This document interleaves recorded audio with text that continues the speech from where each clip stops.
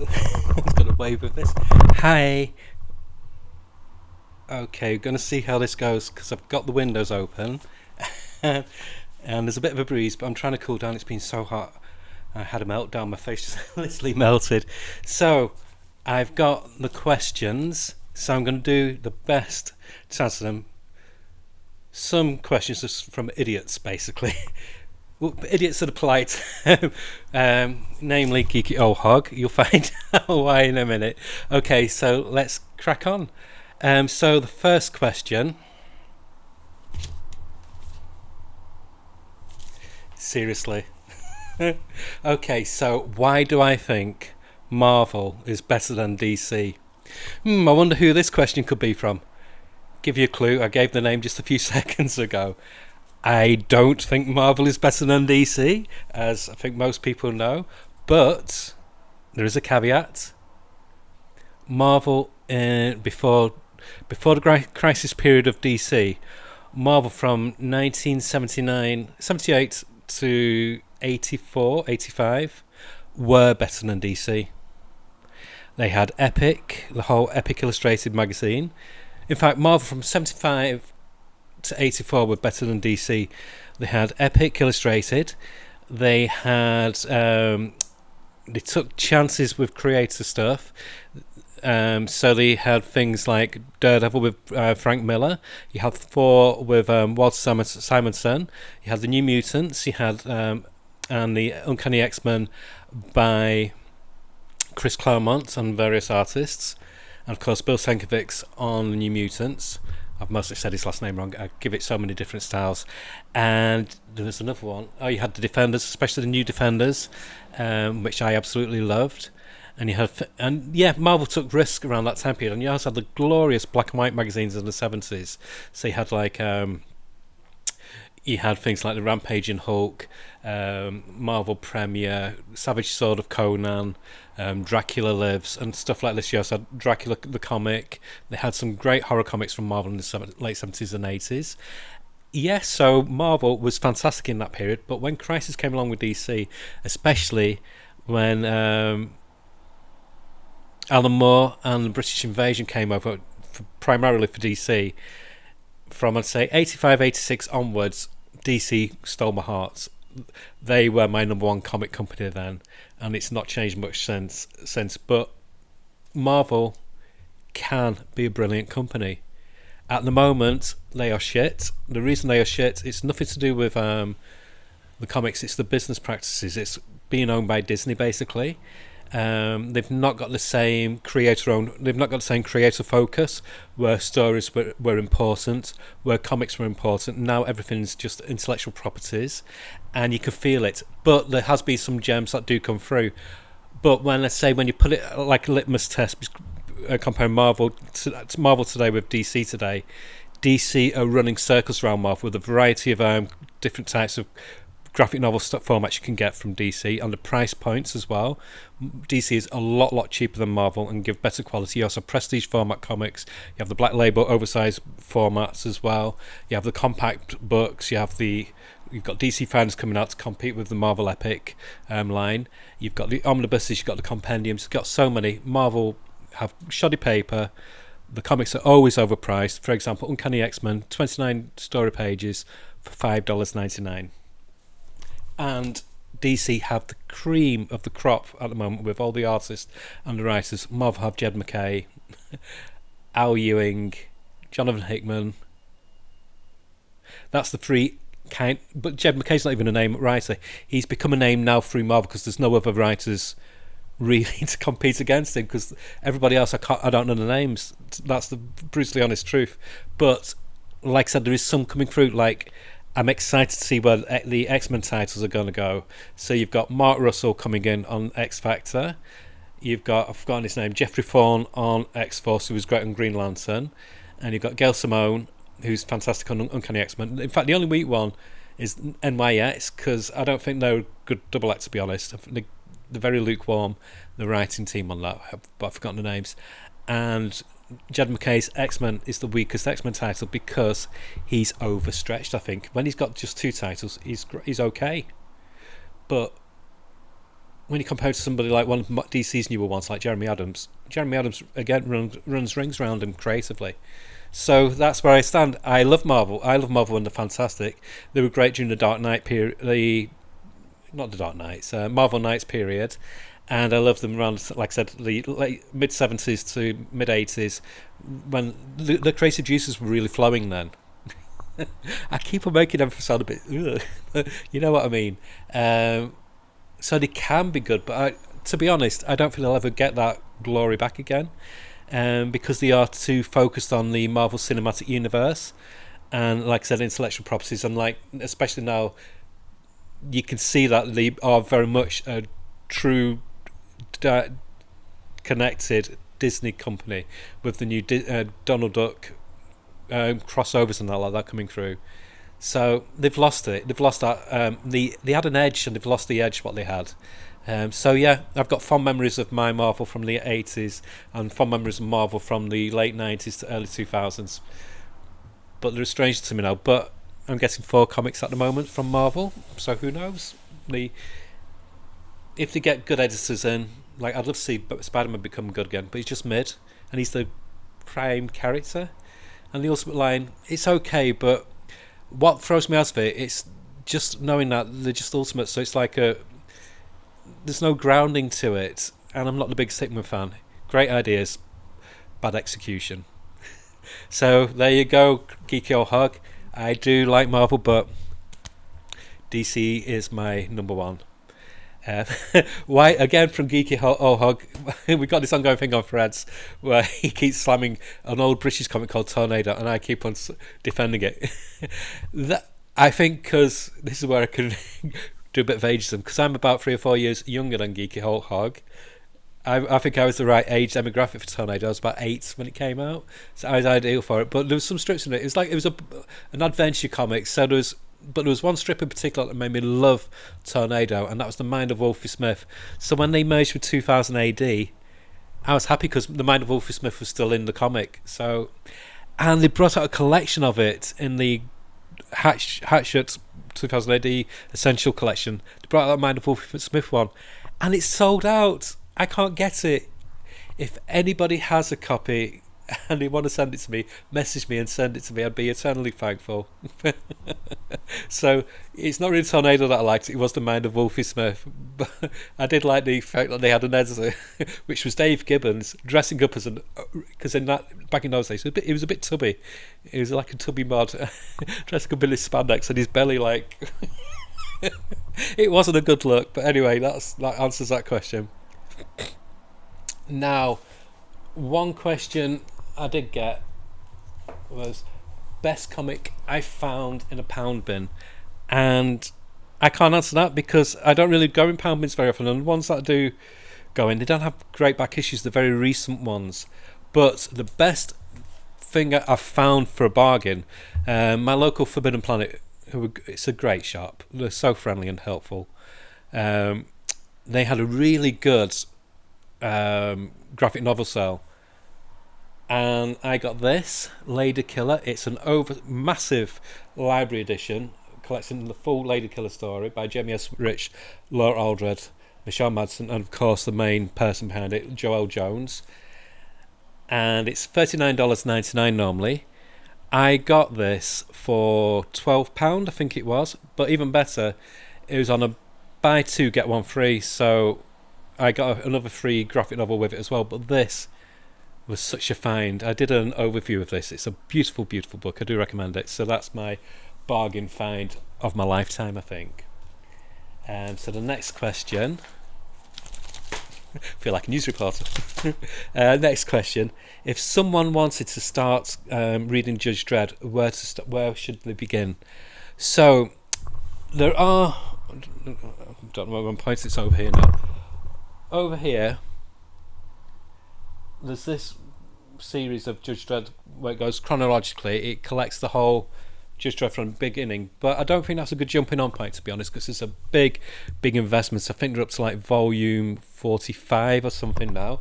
But another recent release, what they've started doing, are the Essential range. Oh. No, I've knackered that. I'll have to glue that. yeah, the Essential range, which cherry picks the best stories. So they've got things like,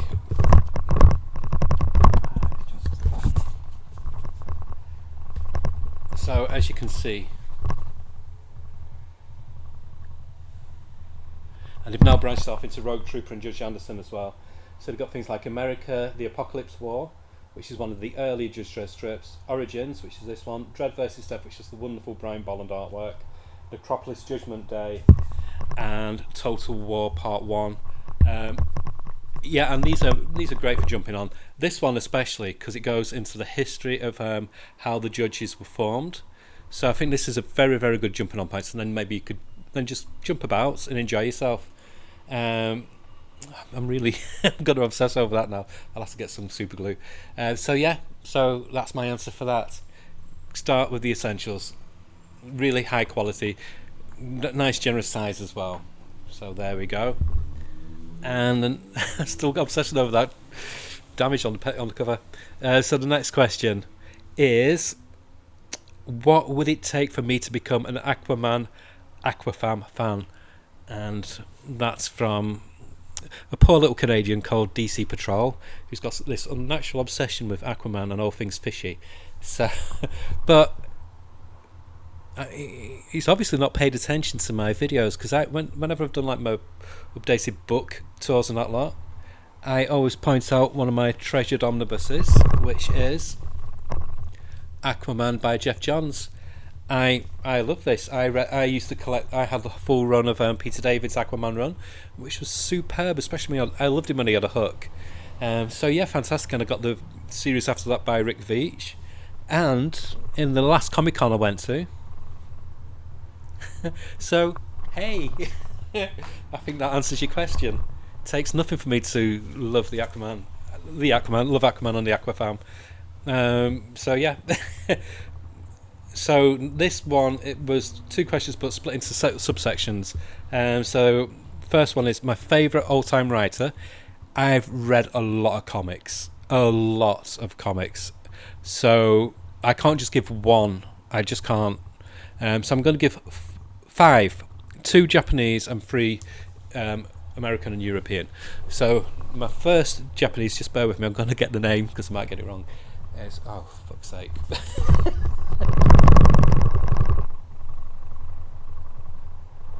Naoki Urasawa. He's the writer and artist of 20th Century Boys, which in my eyes is one of the best comics ever written. It's a fantastic, amazing epic. I must do a deep dive in it sometime for the channel. And his current one is Azadora, which I highly recommend. There's been 7 volumes so far. Very easily accessible. It's set in the 60s, and it's got kaiju, and it's also got teenage angst and global crisis and things like that. It's just fantastic. My next Japanese one is Katsuhiro Otomo. Quite possibly my all-time favourite comic, film, everything. The creator of Akira. Chef's kiss. I've got the deluxe box set, which has got a really nice art book inside. It's got the patch with the pill on it. Just gorgeous. Again, if you want to do like a deep dive into that, looking at the box set, I'll do that for you. The only problem with manga, doing reviews on the channel, a lot of manga publishers get very pissy about you showing interior artwork, so you can get penalised. So got to think about how I can do it, but I just have to flick it quickly. But I'd like to do more focus on the manga, because I've had a passion for manga since the mid-80s. So I've got 3 other writers. So the other one, The Goats, Alan Moore, just amazing. Swamp Thing and Halo Jones from a 2000 AD connection were when I realised comics can be more than superheroes, and that's all thanks to Alan Moore. But of course he also did the ultimate superhero with Marvel Man, who became Miracle Man because of Marvel being silly billies. And then my next writer is kind of like the natural evolution of Alan Moore, and that's Grant Morrison, and their work is just glorious. Again, bringing it back to 2000 AD, I first got exposed to their work with Zenith, and I do recommend going on 2000AD.com and buying the Zenith collections. They are some of the best superhero comics out there. But of course, then they brought in, once they got confidence as a writer, they brought in their obsession with street level with magic and sigils, sexuality, drugs, everything. So you got things like the Invisibles, Doom Patrol, Animal Man, and yeah, he rewrote. He kind of like carried on with the groundwork what Alan Moore laid out, and then pushed even further what he could do with comics. So Grant Morrison, another glorious writer. But going back to 2000 AD, one writer that's he is the voice of Judge Dredd, and that's John Wagner. John Wagner is so underrated, so talented. I've never read a bad story by John Wagner. He can do a 6-page Judge Dredd strip and make it a perfect little story, or he can do a great big epic Judge Dredd Odyssey, or do something like he did a DC one for Paradox Press, History of Violence, I think it was, and he's just a glorious, no frills writer. He just gets to the meat of the story. Glorious writer. So John Wagner is the 5th of my group of 5 favourite writers. And then my favourite new writers, again, I can't pick one. I just can't. I read too many comics. So I'm going to give 3 who are blowing me away at the moment. 4. 5. I'm going to give 5. So new, and I'm going to put ish in brackets. So you've got Ram V. I'll read anything with Ram V's name attached. And another one who'll do the same with is Jeff Lemire, who I adore. And then more recent talent, Chris Condon, who that Texas Blood is just such a great crime drama, and he's coming on to Green Arrow, so I'm so excited for his take on Green Arrow. Dan Watters, who people don't realise, think how much stuff he's done, and they say, he does the backups in Detective. He's done more than that. He did a great Azrael series. He did a really good Image comic about these haunted houses who come alive. I forgot what the name of it was, but I read it. I read the whole series and it was amazing. It had Casper Wingard artwork. And who else would I say? So I've done Chris Condon, Dan Watters, Ram V. I said Jeff Lemire. There was one more. My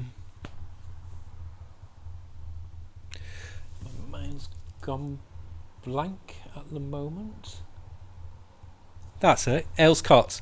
Ailscott writes Devil in War for Judge Dredd magazine. He didn't originally. He wasn't the creator of Devil in War, but he took the reins and he elevated Devil in War into into a more decadent character than he's ever been before. And I love it. There's nothing. I don't know how 2000 AD get away with it. It pushes the boundaries of what you can do in comics of good taste. So it's about this. He works for the Vatican. He's an exorcist. He looks like a gay Terry Thomas, muscular as anything, and he's a vampire. It's just wonderful. Oh, and his best friend is a demon-possessed dildo called Titty. Wonderful, just wonderful. So Ailscott as well, I think he's a great writer. And so, favourite artist, again, I can't just pick one. I was going to say Mobius. What he could do with simple few lines blows my mind. No, I always get his name wrong, but Bill Sienkiewicz, whatever. Beautiful. And yet, when New Mutants first came out, I wanted Bob McLeod back when Bill Sienkiewicz took over, because it was too much of an assailment on my senses. But now I adore him. He's just wonderful. So yeah, so Bill, Carlos Esquire, of course, he nailed the look for Judge Dredd and Strontium Dog and so many other 2000 AD characters. He also had a bit of a limelight in the States for a while as well. So sad he's passed away. He was a genius artist. And talking of, I think the one artist I'd said, I would have put him down as a new artist, but he's not now. He's been in, I think, with 2000 AD now for about 20 years, 25 years, and that's Henry Flint. And I love how he stuck with 2000 AD. He's dabbled a little bit overseas, but not much at all. He's made his fan base and his name with 2000 AD. If you're in the States, you've never seen his artwork, just type in Henry Flint 2000 AD and look at his artwork. It is gorgeous. He also did the recent Resurrected Hawk the Slayer comic as well. And there was one more, but I can't remember who it was now.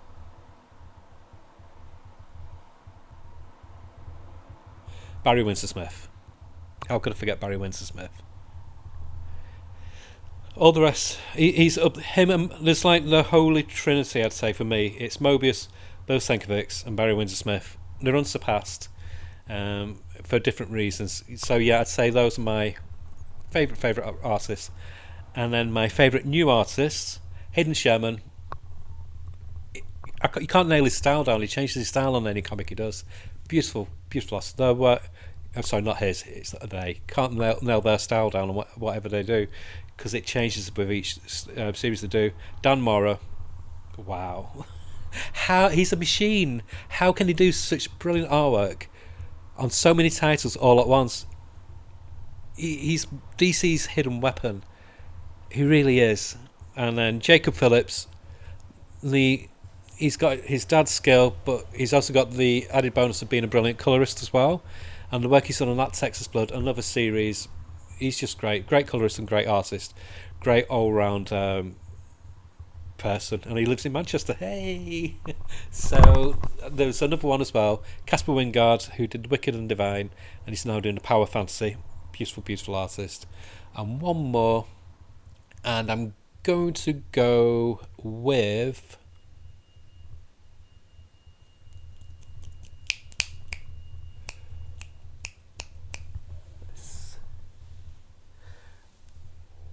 I'm going to go with a 2000 AD artist. I'm going to say, because it's an artist who, when they first started in 2000 AD, I hated. I really hated. But it's either my taste changed or they had a huge turnaround and their style became so good and so nice and so refined. And that's Jake Lynch. He's got he's got this weird like blend of McMahon and Cam Kennedy's art style, who, if you're not a 2000 AD fan, you'll know who I'm referring to. So it's like he's got like the best elements of both of them, but it's his own unique style. His recent strip Proteus Vex was just astounding of what he could do. No human characters in the story at all, but you got invested in characters just through his artwork. So yeah, those are my favourites. So that's the last question. I hope you enjoyed that. Sorry for naming and shaming some people. Well, I'm not really, because Geeky Old Hog deserves it. And how dare the cheeky Canadian DC Patrol say I don't like Aquaman? He's my boy. He's one of the DC boys. Come on. Okay, so that's it. I'm going to hopefully do some more videos soon while it's cooled down a bit now. So bye. Bye-bye.